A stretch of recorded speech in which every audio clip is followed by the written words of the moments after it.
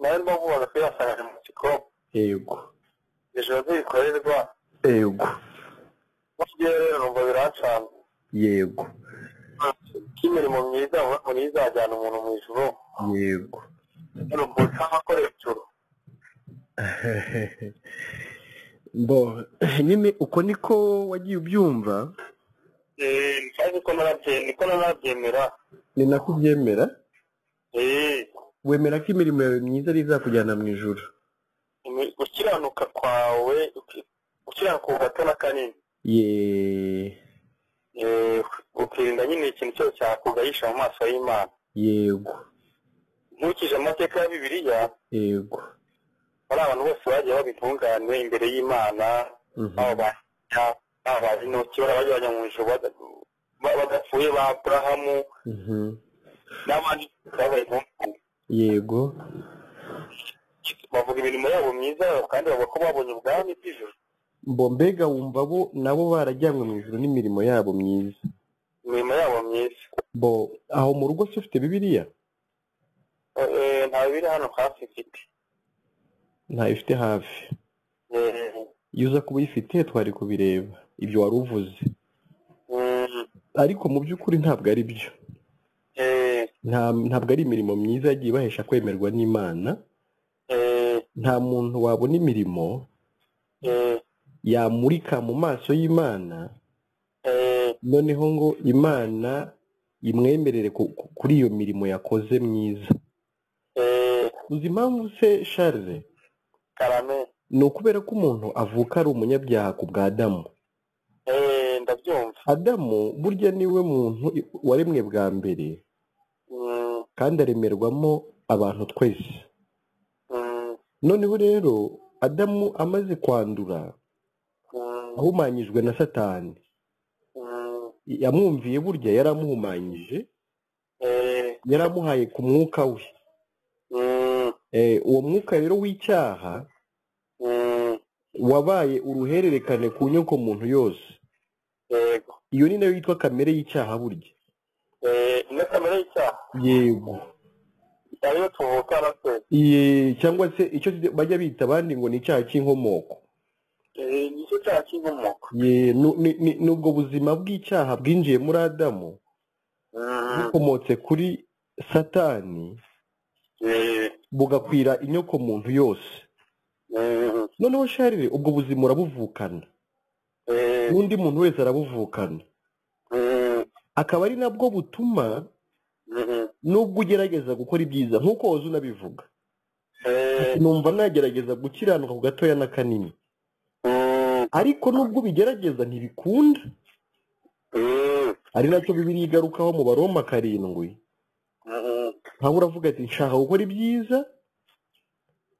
ariko ibibi bikantanga imbere nturi kubyumva nubwo ubushake uba bufite wumva wakiranukira Imana ariko ntibigukundira kubera ya kamere y'icyaha ufite yego akaba ari nayo mpamvu rero umuntu kuko avuka ari mubi ntacyo yakora kugira ngo yemeze Imana ubwo wowe bwonyine umuntu avukana burahagije mu kumuciraho iteka ndetse n'imirimo ye ntitungana ku buryo Imana yayimwemereramo kubera ko nawe ubwo ari mubi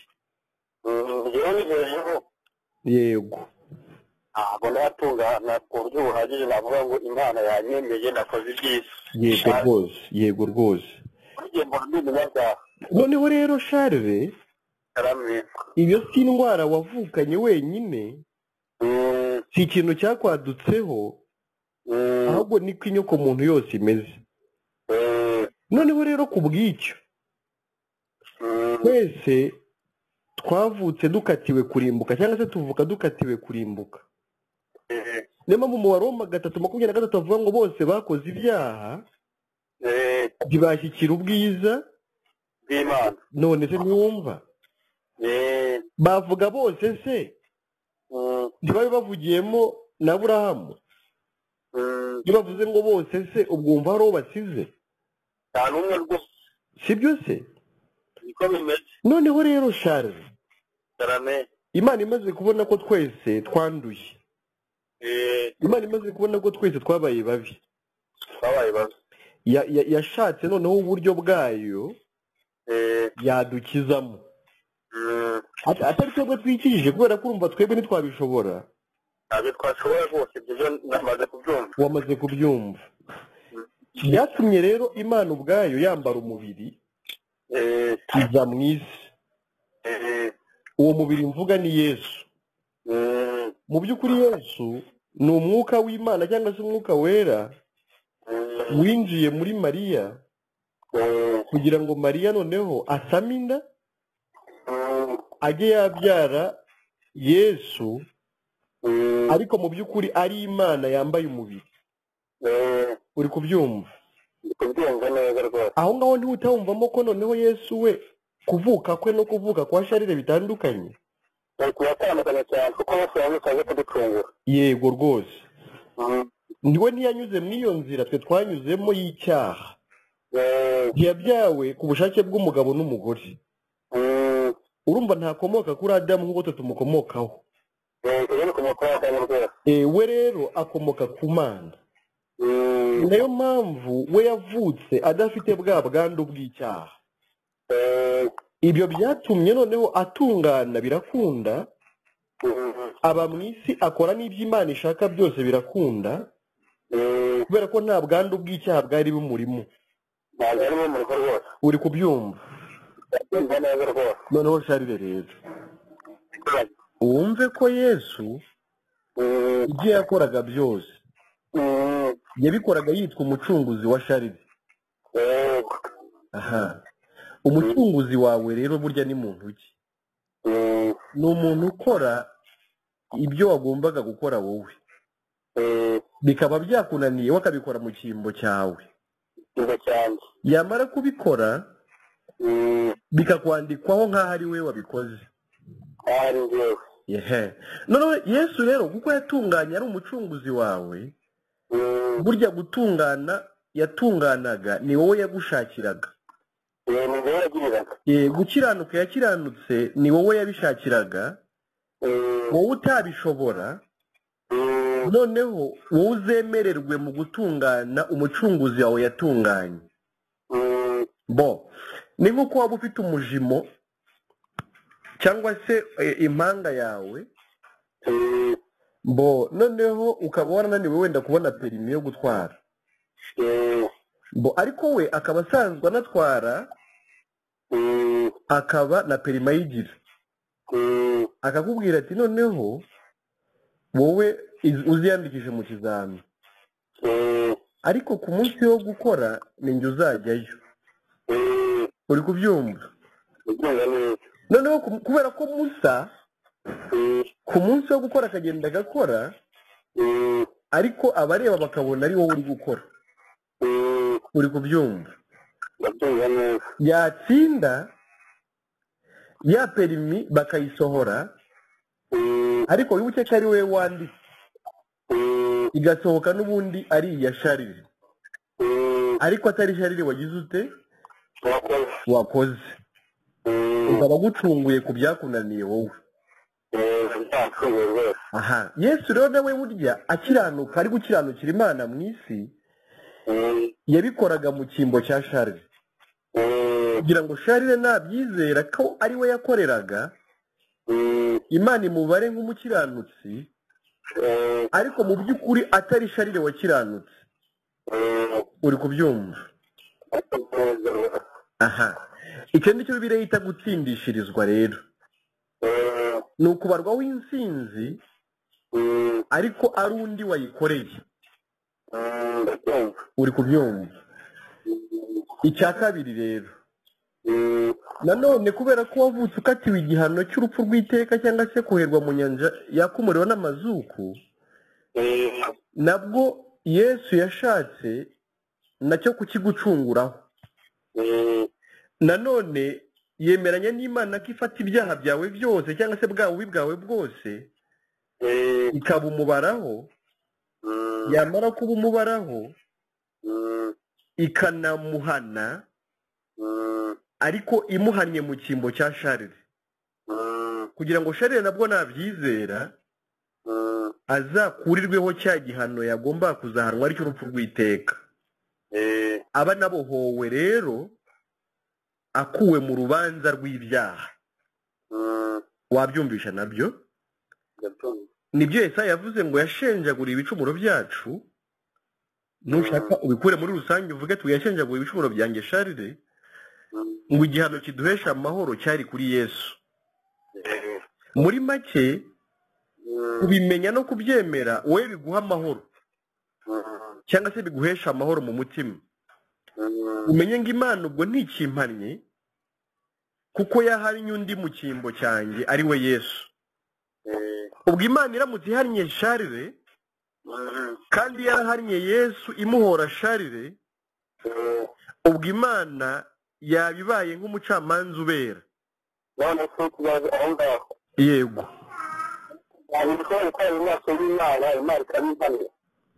Urakoze cyane Charles.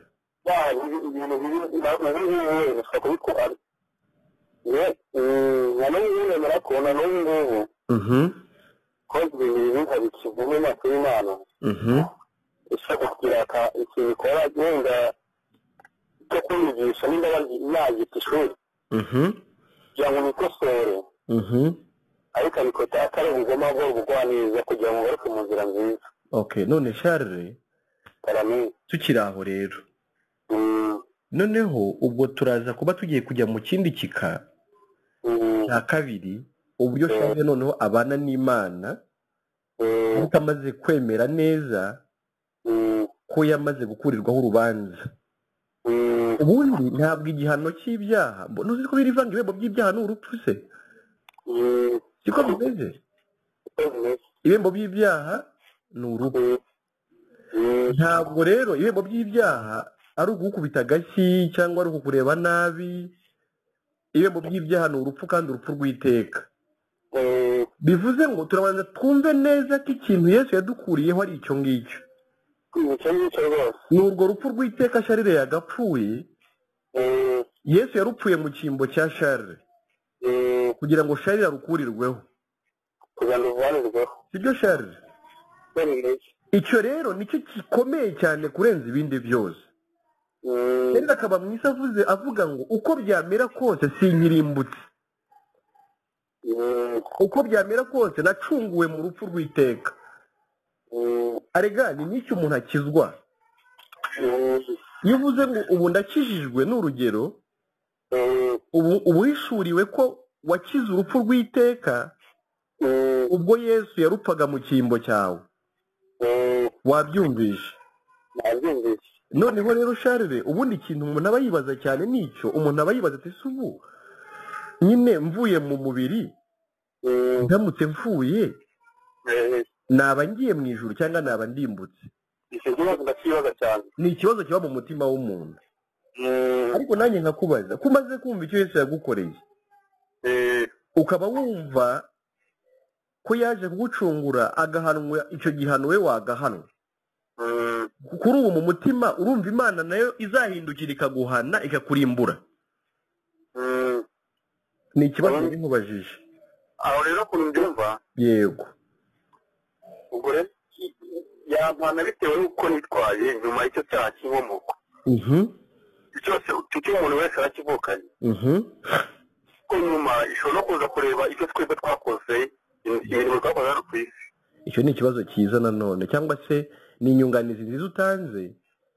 Ariko reka nkubwire gutya rero, icyaha cy'inkomoko cyangwa se kamere y'icyaha ukomora kuri Adamu ni nayo yeraho izo mbuto zindi z'ibyaha. Sinzi nimba ako kantu kumvisha. Yego. Icyo wavukanye. Yego. N'uyu munsi nicyo gituma wibonaho ibyaha. Uri kubyumva? Noneho rero kandi Yesu niyo mpamvu nyine yahanwe mbere y'uko unabaho, agahanirwa ubwo bubi kavukire bwawe, ariko ubwo ni imbuto z'ubwo buzima bw'icyaha bukubamo. nazo yarazihaniwe kubera ko ntazagaruka gupfa ntiyapfiriye icyo cyaha cy'inkomoko ngo azagaruke apfire ibindi ujya wibonaho ahubwo wari ugiye kunganira ahari nanjye kuganiriza wari ugiye kumera nk'uwunganiyemo unganira vuga twumve icyo wari ushatse kuvuga nanjye kubaza ngo none si icyaha nakora ubu ngubu cyangwa ibyo abantu bakora wabuza kubera ko yose yadupfiriye ubu ntabere ubu ijuru rirahari ntabwo abantu bose bazajya mu ijuru uriya mucunguzi agira umumaro ku muntu wizeye nyine ko yamucunguye ntabwo abantu bose ariko bemera icyo kintu Yesu yakoze noneho niba nawe ugishidikanya ukumva ko hari ibyaha byawe Yesu atapfiriye cyangwa uri kunzu uzabihanirwa nyine ni ukuvuga ngo njyewe nemera ko yampfiriye ibyaha byanjye bingana iki ibyaha byose ubwo ushatse kuvuga iki ni ukuvuga ngo ibyo nkora mu biga byawe ibyaha byose binyanditseho nakoze byose birabipfiriye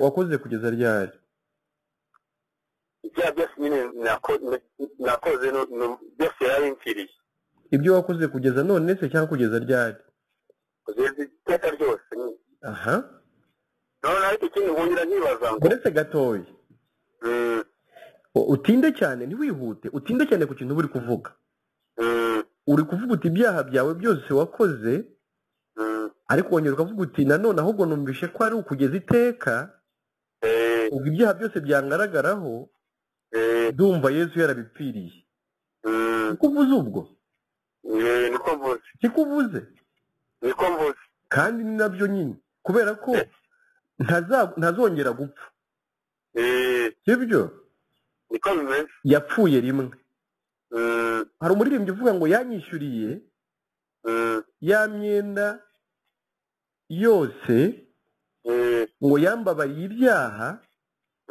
ngo atuma nera de sinzi nimba iyo ndirimbo yize ndayizi cyane yanyishyuriye ya myenda yose yambabariye ibyaha atuma nera de urayizi iyo ndirimbo ndayizi rwose aha noneho ndagira ngo ukomereze aho rero kumva ko yapfiriye ibyaha byawe byose wumva bihita bikumarira iki imbere y'Imana imbere y'Imana bingira umuntu witunganye aho tugiye kugenda neza rero n'uwo muririmbyi urumva ko ari kavuga yambabariye ibyaha atuma nera de urumva atuma nera de urimo kuvuga none umuntu w'intungane mu maso y'Imana azajya mu ijuru cyangwa azajya mu muriro intungane mu maso y'Imana ni mu ijuru nta handi handi agomba kujya tugaruke kuri Sharire Sharire ko ari kuvuga ko none ubwo abaye umuntu w'intungane imbere y'Imana aracyarimbutse oya uzajya hehe ubwo nupfa ni mu ijuru nta handi ubwo si ijuru urumva rikorerwa ijuru ijuru twari haba ahubwo ni nacyo wahereyeho uvuga ati insanganyamatsiko yanyu narayumvishe bituma nikanga narikanze cyane ati ndibaza ko ngenda ninzi ko rikorerwa ati ni gute mwe muvuga ko ridakorerwa ariko nyuma y'uko tuganiriye se urumva ijuru utaribonye ijuru ryo rirahari uraribonye ubu ijuru numvishe ko ndifite mu ntoki zanjye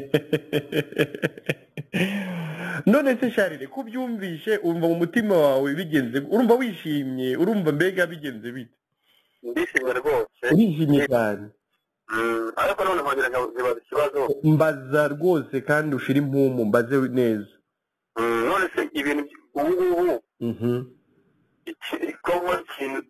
ibyo nakora byose bibi hari urubanza yambaraho nawe uri kubyumva ko urubanza rwo rwarangiye rwararangiye. Urumva ko urubanza rwararangiye sibyo?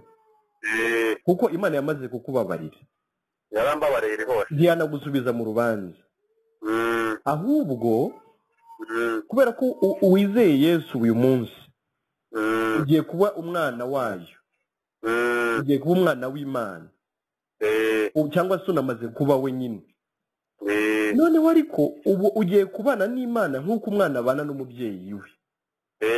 Uri kubyumva? Ubu rero inshingano zigiye gukurikira hagati yawe n'Imana. Imana iragikurera nk'uko umuntu wese arera umwana we. Igenda inakwereka ubuzima bwiza bugukwiriye nk'umwana w'Imana. Igenda ikwereka ati ibi ngibi ntibigukwiriye nk'umuntu wamaze kuba umukiranutsi. Dore ibyiza ukwiriye kubukora ni ibi. Noneho rero ku buryo ntimuzabana nk'umupolisi n'umushoferi.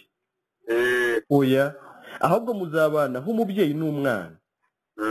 Ku buryo nawe ucitse intege ikwereke ko ukwiriye kubigenza. Gutyo gutyo. Muri make urubanza rwo rwararangiye. Ariko igiye kujya inagutoza kugira ngo na bya bintu bibi wanduriye kwa shitani ugenda ubikira.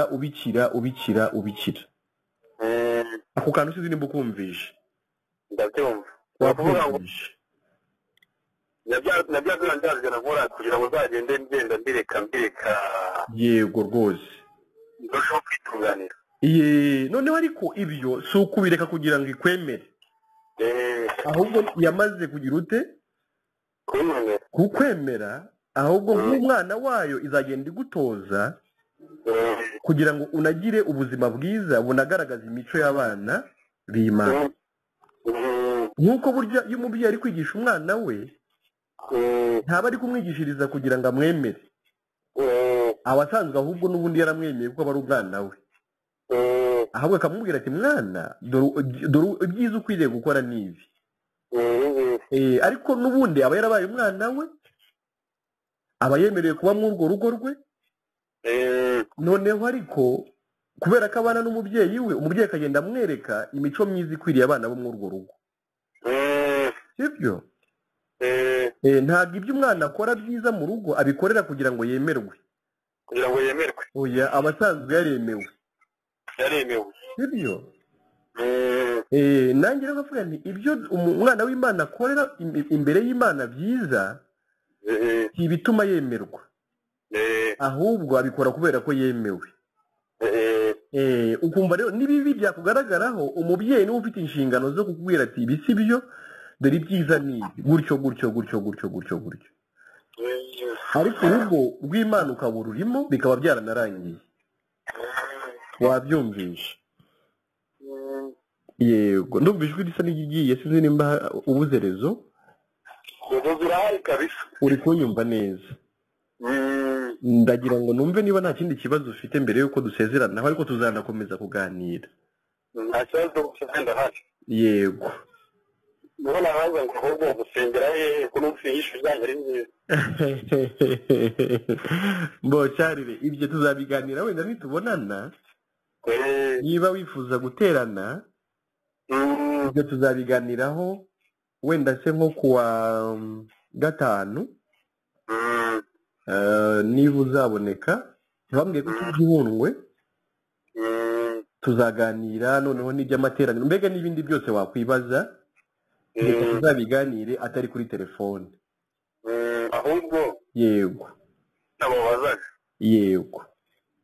Ese ko muri biriya handitse yego utabyaho n'amazi n'umwuka n'azabona ubwami bw'ijuru nibyo biranditse kandi koko nibyo. Ariko kugeza ubu urumva ko ijuru waribonye. Ijuru ryo numva rwose rirahari.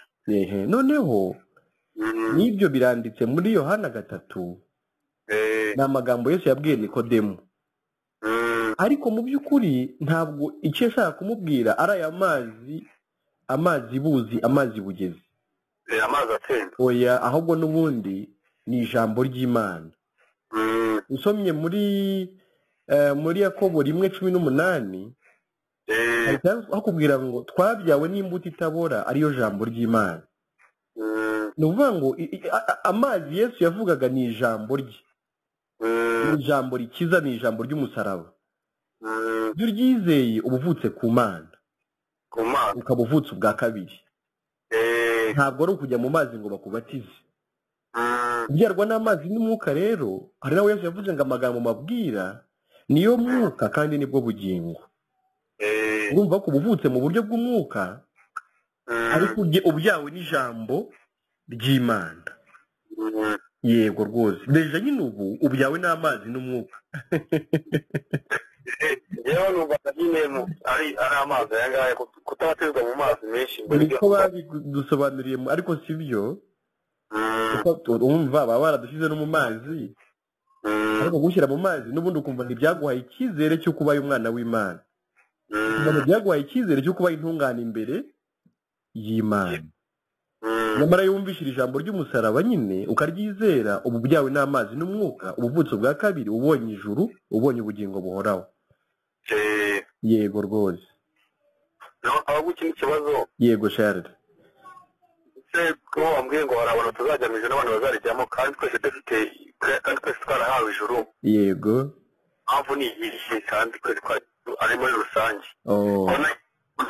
ajya kudupfira ibyaha nta muntu n'umwe yasize ikibazo cyawe ni cyiza Yohana 10:6 baravuga ngo kuko Imana yakunze abari mu isi cyane byatumye itanga umwana wayo w'ikinege kugira ngo umwizera wese atarimbuka ahubwo ahabwe ubugingo buhoraho nturi kubyumva Imana yakunze abari mu isi cyane itanga umwana wayo w'ikinege ariko umutangira kugira ngo umwizera bari utarimbuka ahubwo ahabwe ubugingo buhoraho noneho rero buriya Charles abantu benshi banze kwizera Yesu ahubwo biringira imirimo yabo akaba ari nayo mpamvu bazarimbuka wabyumvishe ariko umwizeye we aba akize kurimbuka ariko hari benshi batamwizera nubwo bamuvuga mu kanwa nyamara ugasanga imirimo yabo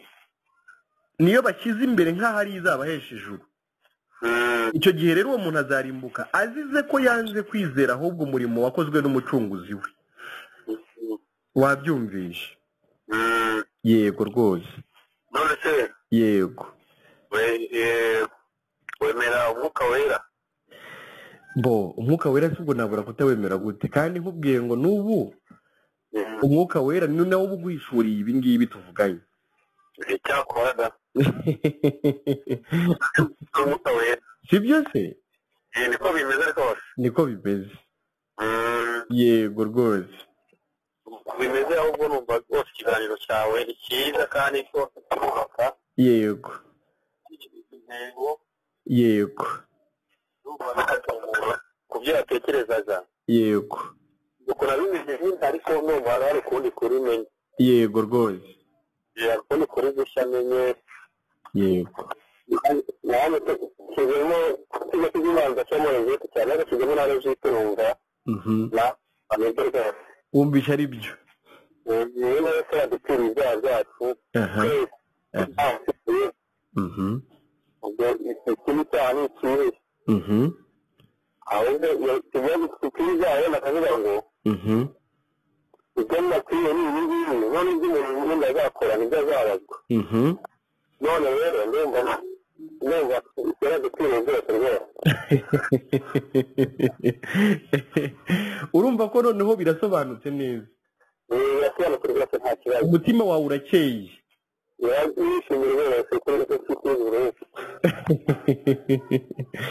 Imana ishimwe rero ku bwawe Charles nawe rwose ishimwe rwose nk'uko nakubwiye tuzanabonana ibibazo umuntu nyine ahita agira by'amatsiko biba ari byinshi hanyuma ibindi tuzabiganira turi kumwe ni ukuri urakoze wemerewe kumpamagara nanjye naguhamagara nta kibazo murakoze cyane rwose nanjye ndishimye yego noneho Charles ikindi nabaza iyi nimero yawe iba kuri WhatsApp tugira groupe yitwa ijuru ntirikorerwa ya WhatsApp iba kuri WhatsApp ubwo telefone yanjye barayibye nujya kuri WhatsApp uzanyandikira kuri iyi nimero yanjye mu gihe uzabona indi telefone yakira WhatsApp kugira ngo mbe nagushyira no kuri iyo groupe yego amahoro rero ugubwe neza muri Kristo Yesu hanyuma Imana izaduha uri bo kubonana kugira ngo tuganire noneho turi kumwe harya amazina n'indera.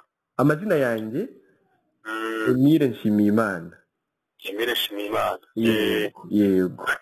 Imana Sharire. Irindi ni Kubwimana. Kubwimana Sharire. Urakoze cyane Sharire. Amahoro y'Imana bane nawe. Nawe kandi mubane nawe.